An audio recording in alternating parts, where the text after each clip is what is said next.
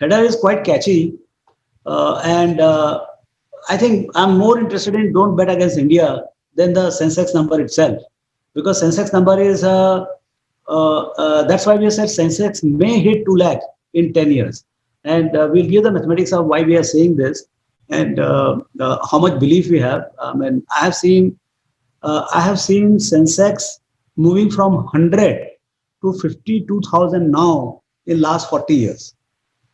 So it's not that I have not seen this happening in every 10 years. It has happened. But the only thing is it doesn't go in a straight line. There are corrections, there are crashes, and then finally it reaches. It's like going from Mumbai to Pune. I mean, you don't go straight at 50 km speed. Sometimes you take a break, sometimes you slow down. But in 3.5 hours, you definitely reach Pune. So it's like that. I mean, Sensex is moving at a particular speed. There could be a slowdown, there could be speed, but in 10, 11 years, maybe 8 years, depending on a lot of things we'll discuss, it can make it to 2 lakhs. And that's why I'm saying we Indians, we should not bet against India. It's an amazing opportunity. Let's look at this discussion. So prediction is dangerous, especially of the future. So we must not take all these things very seriously. It's just a thought process. It's a stimulating thing, but take it with pinch of salt. I mean, this guy says that I have no way of figuring out the future except for the experience of the past. So I know of no way to judge the future but by the past. So we have used a lot of extrapolation techniques, very simple ones. But let's look at how things have moved. Last 10 years. I mean, we are talking about next 10 years, but what has happened in last 10 years? That 20,000 index in March 11 has been to 50,000 now. So that it has grown only 2.5 times. So we are talking about 4 times. So somewhat more asking, but actually the 35-40 year rate is more like 13%, 13.5%. So last 10 years has been very challenging, and somehow it is less than the base rate. And hence there is reserve of growth ahead, and our sense is that we'll go back to more like 14-15% for next 10 years. And so that's the thought process here. Look at the what has happened in the world. The Chinese GDP has grown at about 10% compounded in last 10-11 years.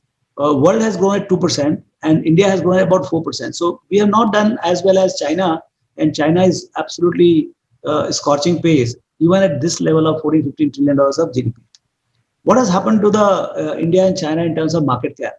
India has reached about $3 trillion market cap, whereas China has moved, the Chinese GDP has moved from 2000, which was not very much gap, has moved to 14 trillion, and we are stuck at about 3. So China today is where China was, India is today where China was in 2006.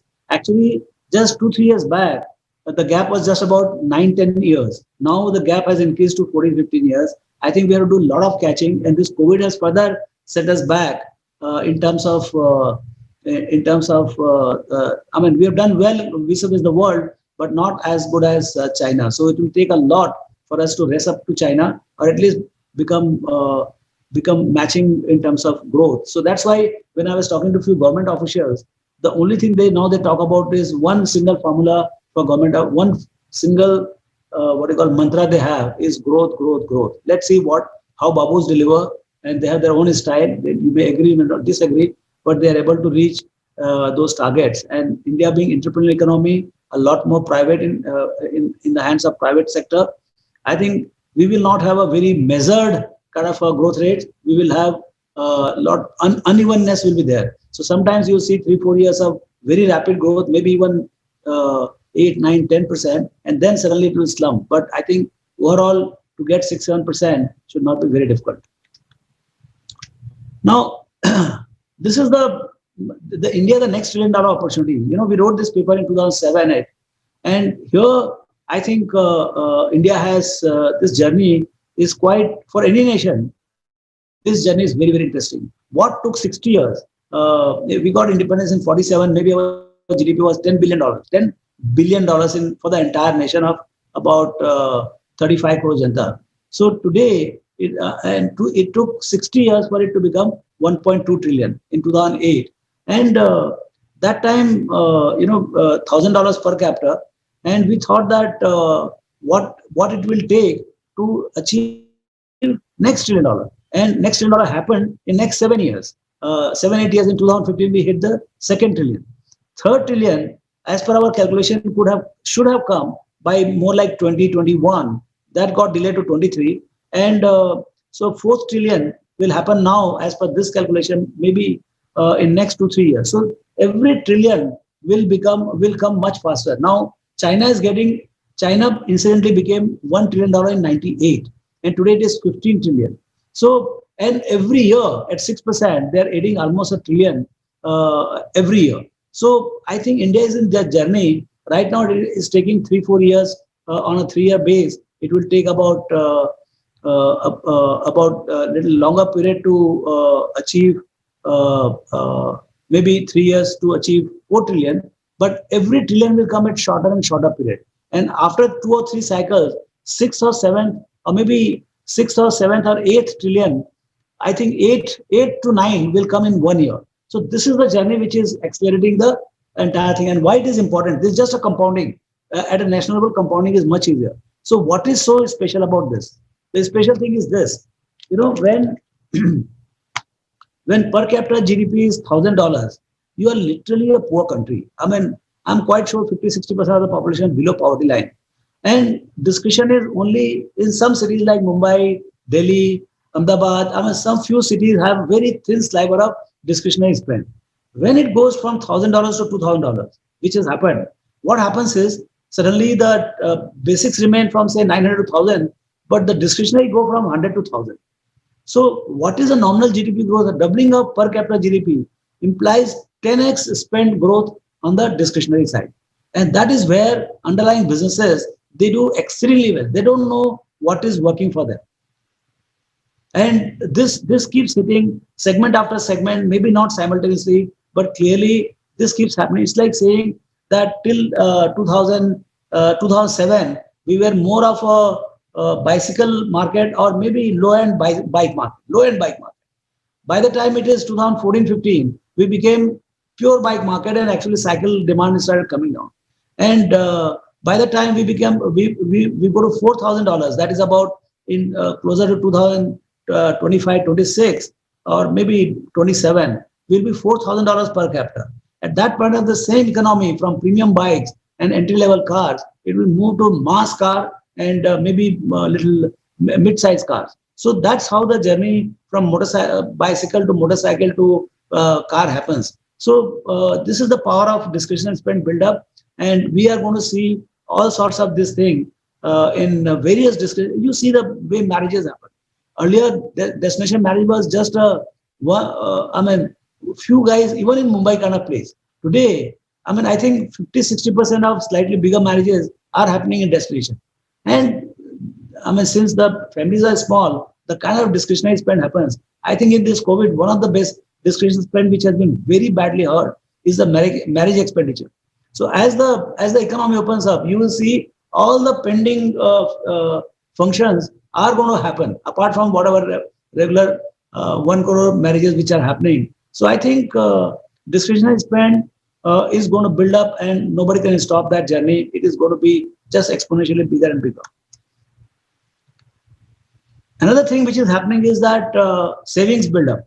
In last 10 years, we might have saved as a nation, because savings is a very different animal than the expenditure. So it's a more like a cumulative kind of, it's like a ocean. So in last 10 years, we have saved about $7 trillion US.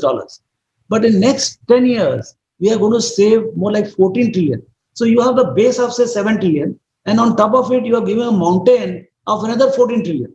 So you imagine what kind of a savings and investment economy. Once you have the savings, then investment. And what are the investment tools? Whether it is a capital market, I think that's where it is going to be the biggest.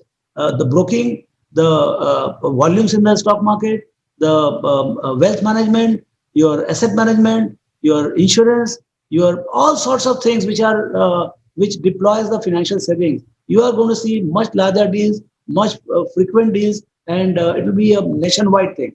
So, I mean, you imagine in US what happens when their cumulative savings are running into hundreds of trillions of dollars. So that is what is really. I mean, I think the savings base, I mean, the wealth base is about on a $20 trillion economy. I think it is about 150 to $200 trillion of savings, and that's why they are the provider of capital to the whole world. And the now the wealth has become so big for China, Japan, and a lot of European countries and Arabian countries, that all the wealth management has gone into US, and from there it is getting redistributed to the whole world. So there is a lot of capital and lot of wealth management. So this is what is going to the savings and investment boom is what is going to happen in next 10 years, and this will also lead to opportunity in capital goods, construction. Once this entire cycle picks up, I think we are going to see some very interesting times. So can India be the next China? I mean, everybody wants to be the best of the category, but I mean, I don't know. It is very tough to say. What China has done is almost impossible, but there is always a way to once they have done it in a particular way, we also know how to crack the code for growth in India. So the issues which are the things which are in favor. I mean, the way I think is that democracy is one of the biggest thing, where rule of law prevails and there is a lot of freedom to everybody. And then you have a country which is moving towards one nation idea, one unified market, one income tax, one GST, one Aadhaar, one ration card, one mobile number, one bank account. So everything is going to be one, and with one digital network, you can imagine what you are creating of 1.4 billion people in this country with a democratic framework.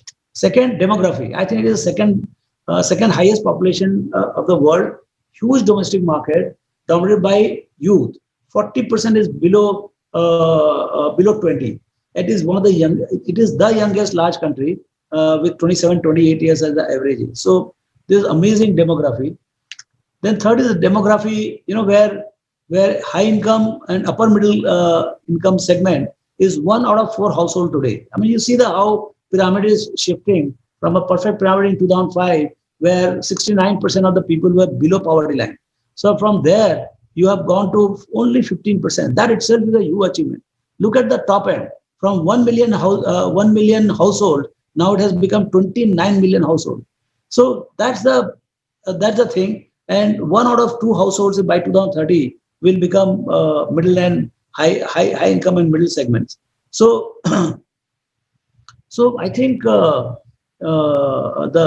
elimination of poverty and burgeoning, kind of consuming class at every level is what is going to be the situation. I think if we don't have disruptions, whether internal or external, I think this story is going to pan out very, very clearly. I think we had a lot of disruptions in the economy in the last 4-5 years. If there is no disruption for whatever reason, I think you see the private sector, the entrepreneurs and the consumers both building on each other's strength. Digitization. India's global reputation built on the back of soft. Typically, an emerging market of $1,000 to $2,000, they are not in the forefront of digital technology. And digital is one thing. Digital capability and embracing the digital power is something which is, which has exponential payoff in the course of time as it enters every single possible industry. And then on top of it, it is a source of income for us. We are, I think, in 99, 2000, Y2K happened only for India when the exports were just about $2, $3, $4 billion.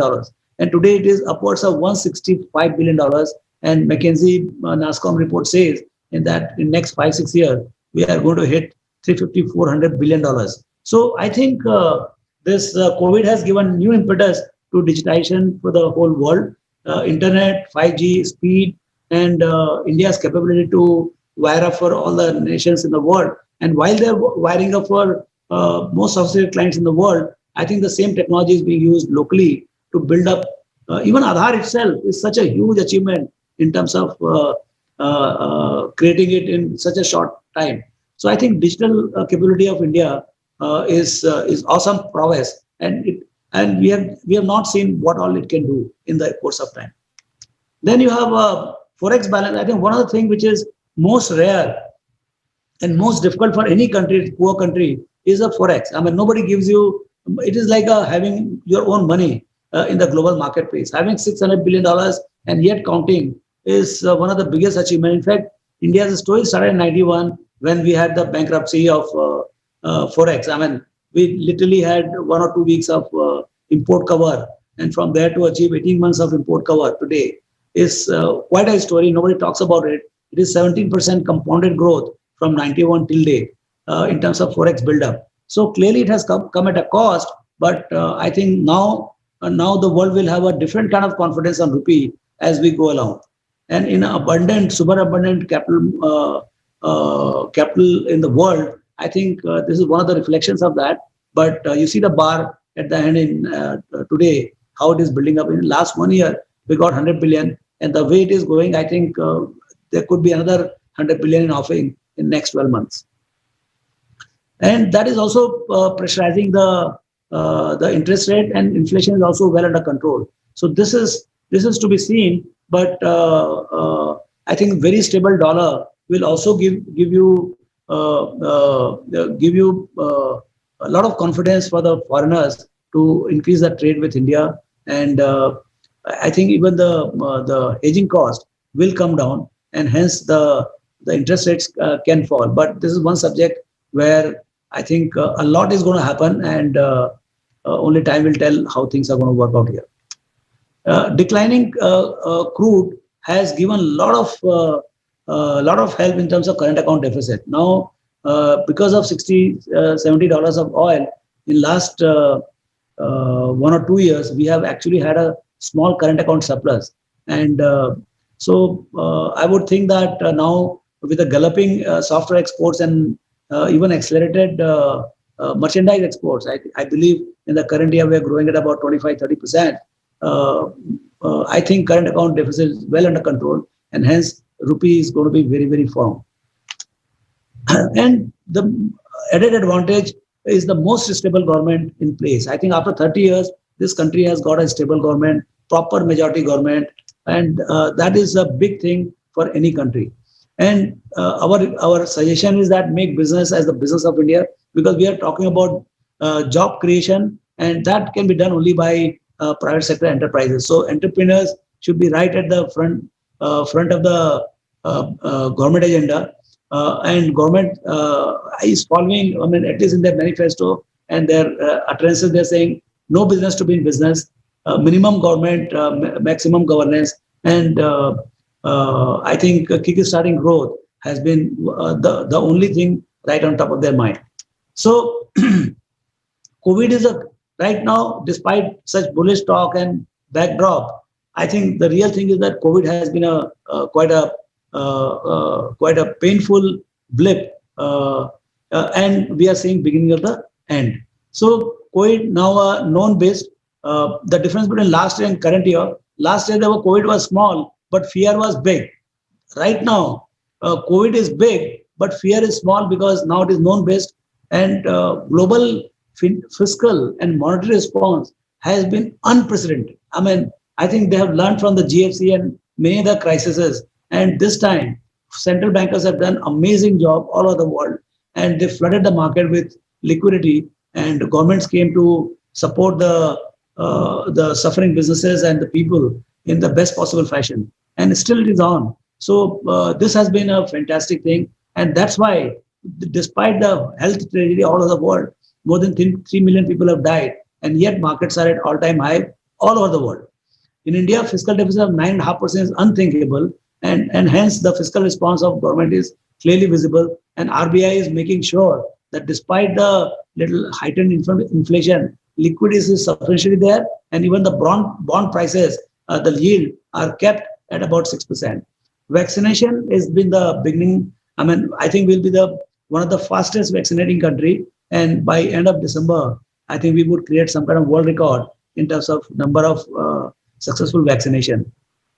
I expect a K-shaped recovery because COVID has definitely hurt a lot of low and not so well managed or not financially strong companies before the COVID, and COVID has done further blow to those companies and hence I expect to start with K-shaped recovery, and then as it gathers momentum with the help of fiscal and monetary support, I'm sure even the mid and small companies or those who are not managed well, they would also come back to life. So, but to start with, I think well-managed companies will do well-managed and larger companies will do better than smaller companies. So, uh, so when we say Sensex can hit 2 lakh, what is required? Let's look at the maths of it and how it is likely to happen. Here, I think what we are betting on is that between 2009 to 20, for last 10, 11 years, the EPS growth or corporate profit has been very, very anemic, just about 6%. So we have lived off just about re-rating, but now we are seeing that the profit growth is surging at about 25-30%. So now we are seeing really the 500 rupees EPS is now actually building up at 535, 750. I think we are expecting that next 4 quarters after the COVID recovery, 22, 23, they are going to build up very, very rapidly. The profit outlook for the corporate world is looking very good. So I think though the right now P multiples are at a high, more like 27, 28, but that's the thing because of the change of the cost of capital in the world. So today, when the world is at literally 0 or 1% interest rate, and the stocks are at all-time high, there is a superabundance of capital which is showing up in asset class, the equity asset class, and it is now showing up in various other asset classes like commodities. You are seeing all sorts of commodities are just going on fire. So I think the excess liquidity which is there in the system, and that to low cost liquidity, I think that's the so you have the combination of fiscal policy, monetary policy, and then the market oblique speculators. I think this combination is quite lethal, and we are going to see some abnormal valuations till this liquidity stays the way it is. So this can happen. This 2 lakhs can happen with a 12 to 13% nominal GDP growth rate, 7 to 8% real, and 4 to 5% inflation. I would say more like 7 plus 5, and corporate profit growth to be a little higher because we are running at one of the lowest 2-3% of GDP as a corporate profit to GDP right now. It can go up to as high as 7-8%. Who knows where it is going to go? US is trading at more like 10-11% to GDP. So we have a chance to go at least up to 7-7.5%, and that is what exactly will do the magic. So the growth, the corporate profit growth to be a little higher than 12-13%, more like 15%, and the current P multiple to be maintained, and that will give us 15% CAGR over 10 years is 4x. So 15 to 4 is 2 lakh. So even if we hit 175, 180, I would say we are broadly there. And it could be, and it all depends on how well the underlying underlying economy does. If economy does very well, like 2003 2008, that kind of a situation being built, because with abundance of capital, hardworking country, and lowest cost labor, and enterprising entrepreneurs, I think we have terrific chance to make it. And the world discovered China in 95 to 2020. Now China itself is going to be a big export market for us, but now the world wants another pool of low-cost labor and ethical guys, and I think India is well out there. So in China Plus policy, you could see some crazy times. I mean, achieving 6-7% growth, I think the opportunity is very large. I think it is quite possible this will happen. This could happen. So sector to watch out for in this kind of a situation. I would say that, see, value migration has been one of the biggest themes where people have made tons of money, and now open up place will be another short-term strategy till economy normalizes. So what is value migration? Value is profit and market cap migrates from outdated business design to superior business. This is the very simplest possible thing, and this keeps happening. In telecom, we saw from wire to wireless. In IT, from Boston to Bangalore. Banks, from public sector to private sector. In many business, from unorganized to organized. And the whole lot of things you are seeing, public sector to private sector is happening not only in banks, it's happening in insurance, and a whole lot of things wherever government has been predominant and they have been vacating the sector. you will see that entire market share is going to go to the private sector. So, and then there the value is created big time. This value migration has been one of the themes which has made a lot of money. And now you see even more accelerated value migration on the back of digitization. So IT, we have talked about it. Private banking, you see what is happening. More than 100% of the market, I mean, bulk of the market cap, except for SBI, is with the private sector banks. So though the public sector has 60% of the business, but I think 90% of the market cap is the private sector. So the verdict is very clear. And now they are going to lose, and it is being predicted that public sector is going to lose market share very rapidly. They don't have a price to book, and they don't have capital. So private sector has the capital as well as price to book. So when you want to grow and you want to raise capital, today all the top 5-6 banks can raise capital at 3 to 4 times price to book, whereas none of the public sector banks can raise money at even one time price to book. So it is almost impossible. Market is saying that we'll not give you capital. At least right now, that's the statement. So clearly, the incremental market share private sector is going to be more like 70-80%. And I think because of digitization, we are going to give birth to very large banks with 10-12% market. So I think Indian banking story is still live, and we are going to see some fantastic gains in the market cap here. Private life insurance, I mean, here you have LIC on one side, Big Daddy, and then these 3-4 are there. So I think this is again, first thing, that there is a low penetration, so the industry itself is likely to grow very rapidly. And in that, there is going to be a big guy losing market share continuously. So I think you are going to see some interesting companies coming up and creating multi-baggers in next 5-10 years. Open up, please. Sectors can be classified into two segments: lost demand and postponed demand. So the companies like beer company or a soap company or all the food companies, FMCG. So they have lost demand. I mean, pre-COVID, say there were 100 units were consumed. Now it has come down to 20 or 25 or something like that. So that will go back to obviously 100. But the demand, which has been foregone in last 2 years, that cannot come back. You cannot consume 300 bottles of beer because you didn't consume for last 2 years. So that is not going to come back. But postponed demand is very interesting. If you have not bought your car for last 2 years, the car demand doesn't go anywhere. Every single piece of car or motorcycles are going to be sold in the next 12 to 18 months by the buyers, because the guy who wants a car, he wants a car pre-COVID as well as post-COVID. So I think so we have to look for the businesses, but market has hammered both the segments equally badly. So so you have to, so like entire automotive segments or consumer durables, paint, selective industrials. So I think you have to see, there is going to be some interesting trades, because once the market is at times it is short term, in the sense that 2 or 3 or 4 quarters bad results, and then stock goes nowhere, in the sense that actually it is being hammered. And publicly, particularly in the mutual funds, the patience is very short. Institutional money has the lack of patience. Bulk of these kind of stocks are lying with the retail investors or promoters. So when the opening up happens and the quarter results start coming, you see these stocks doing exceedingly well, and they will cover up for whatever momentum they had lost in the past. And what can go wrong in this kind of India story? What I've seen is that India story does happen despite all the challenges. But there could be a deep correction next month or next year.